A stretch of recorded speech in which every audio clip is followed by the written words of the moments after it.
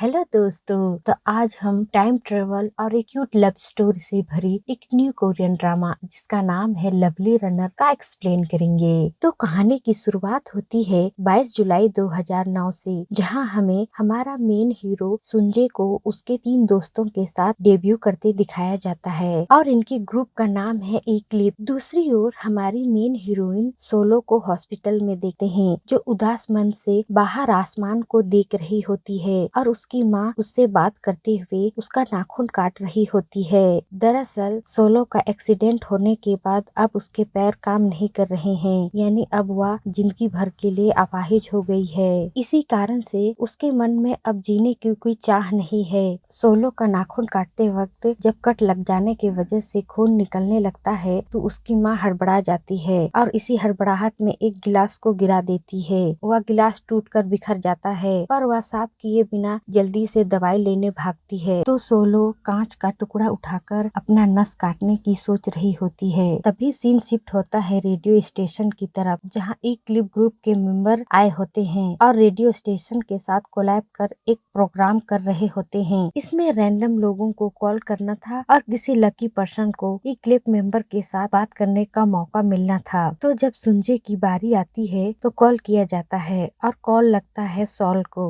तो sol phone नहीं उठाती, पर दोबारा कॉल आता है तो वह उठा लेती है। तो सुंजे कहता है कि वह सुंजे बोल रहा है एक क्लिप ग्रुप से, पर सॉल कहती है कि वह नहीं जानती। तो रेडियो स्टेशन की आरजे सिचुएशन को संभालते हुए कहती है कि आपको एक क्लिप ग्रुप की तरफ से कॉल गया है और आपको गिफ्ट के तौर पर रनिंग शूज दिया जाएगा। तो सॉल नहीं चाहिए कहती है। तो आरजे कहती है कि आपको न्यू मॉडल का साइकिल दिया जाएगा। तो सॉल को बहुत गुस्सा आ जाता है और डांटते हुए कहती है कि तुम लोगों की जिंदगी मस्ती भरी होगी, पर दुनिया में कुछ ऐसे भी लोग हैं जो जीना नहीं चाहते, इसलिए दोबारा मुझे कॉल मत करना। और यह कहकर वह फोन फेंक देती है। तो सुंजे कहता है कि क्या तुम सुन रही हो? मुझे लगता है कि तुम सुन रही हो। तुम इतनी परेशानियों के बाद भी जिंदा हो, इसके लिए धन्यवाद। माना कि आज जिंदगी बहुत कठिन है, पर आगे जरूर परेशानी दूर होगी। तो अपने परिवार के लिए प्लीज जिंदा रहना। और यह बातें सोल के दिल को छू लेती है और वह अपनी माँ से लिपट कर फूट फूट कर रोने लगती है। इसके बाद कहानी 13 साल आगे बढ़ती है, यानी साल है 31 दिसंबर 2022 और अब ई क्लिप ग्रुप बहुत पॉपुलर हो चुका है। और हम देखते हैं कि सोल के रूम में सभी तरफ सुंजी की फोटो लगी है, यानी सोल अपने अपाहिज पैर के साथ जीना सीख ली है और वह सुंजे की बहुत बड़ी फैन भी है। तो देखते हैं कि सोल सो रही होती है और उसकी दादी उसके फेस पर गोदा गादी कर रही होती है, क्योंकि उसकी दादी की मेंटल हालत ठीक नहीं है। तभी फोन की घंटी बजती है और सोल की आंखें खुलती है तो देखती है कि उसकी दादी उसकी फेवरेट घड़ी को पहनी है, जो सुंजे की ब्रांड की है। तो यह देखकर सोल घबरा जाती है और मांगने लगती है। तो उसकी दादी रूम से बाहर भागने लगती है। तो सोल अपनी माँ से घड़ी मांग देने की बात कहती है।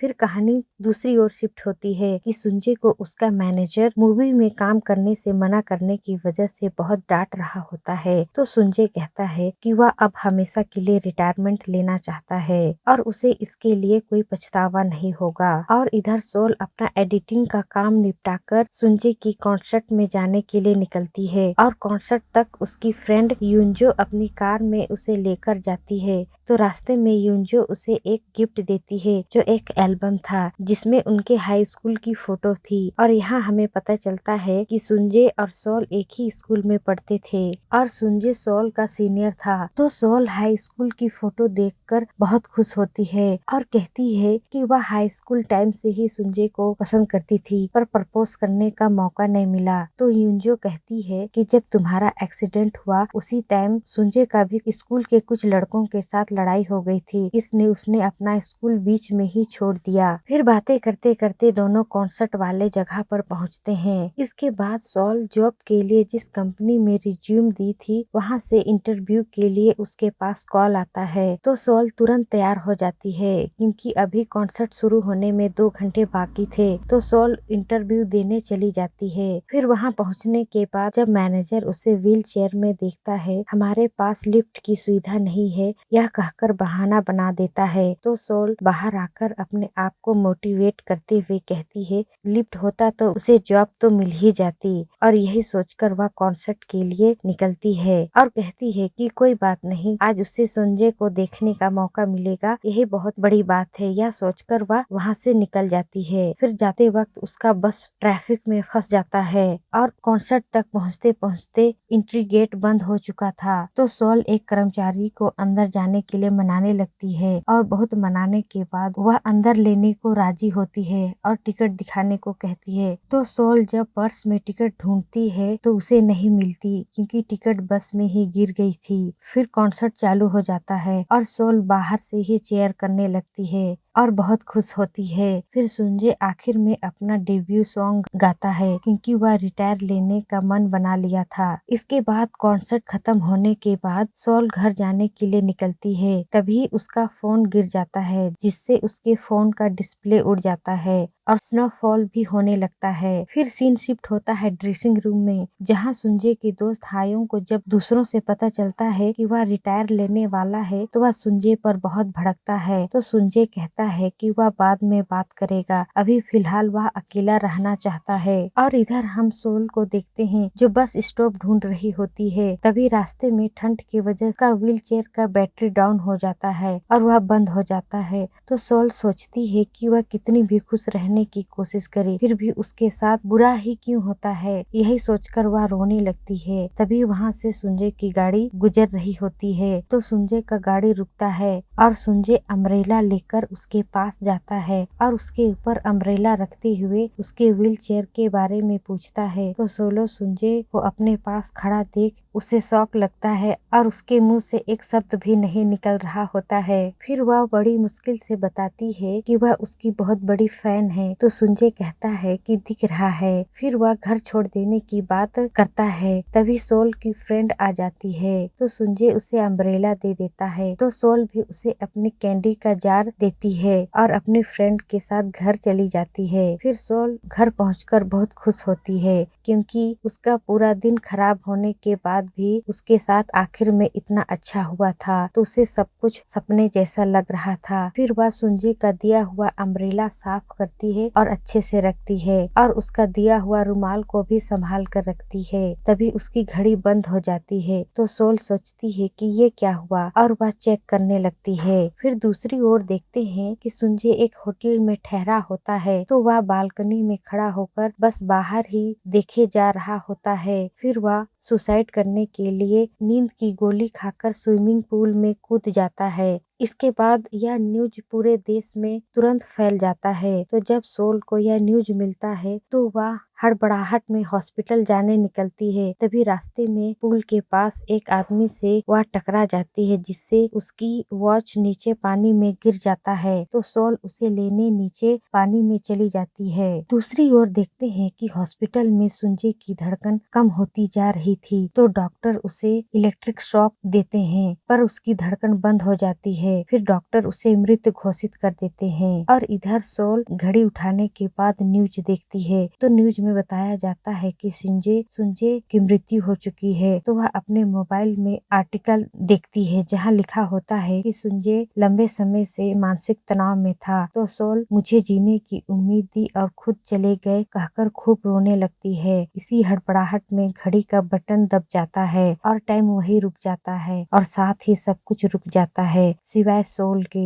फिर टाइम वापस रिवर्स होता है और वह वापस अपने हाई स्कूल वाले टाइम पर चली जाती है, जहाँ वह क्लासरूम में सो रही थी। तो उसके टीचर उसे स्टिक मारकर उठाते हैं और हाथ उठाकर खड़े होने को कहते हैं। तो सोल खड़ी हो जाती है। फिर देखती है कि वह खड़ी हो गई है और उसका पैर भी ठीक है। तो वह सबसे पूछती है, क्या मैं सचमुच में सपना देख रही हूँ? क्या मैं क्लास में हूँ? फिर वह सामने वाली बिल्डिंग को देखती है जिसमें संजय पढ़ता था। तो वह संजय से मिलने दौड़कर वहां जाती है। तो उस वक्त संजय स्विमिंग प्रतियोगिता में भाग ले रहा था। फिर कंपटीशन खत्म होने के बाद सोल उसके पास दौड़कर जाती है और गले लगकर रोने लगती है और कहती है कि तुम कितने तकलीफ में थे, मुझे नहीं पता था। तो संजय को समझ नहीं आ रहा होता ये क्या कर रही है। और तभी सिक्योरिटी वाले आकर सोल को पकड़कर वहां से बाहर ले जाते हैं और बाहर फेंक देते हैं। तो उसके पैर में चोट लगती है। तो सोल सोचती है कि वह तो मर चुकी है और अब वह सपने में है तो उसे क्यों दर्द हो रहा है। फिर वह पुल के पास जाकर बैठ जाती है क्योंकि वह टीवी में देखी थी कि यदि आत्मा जीवन और मृत्यु के बीच में हो तो पुल पार नहीं करना चाहिए।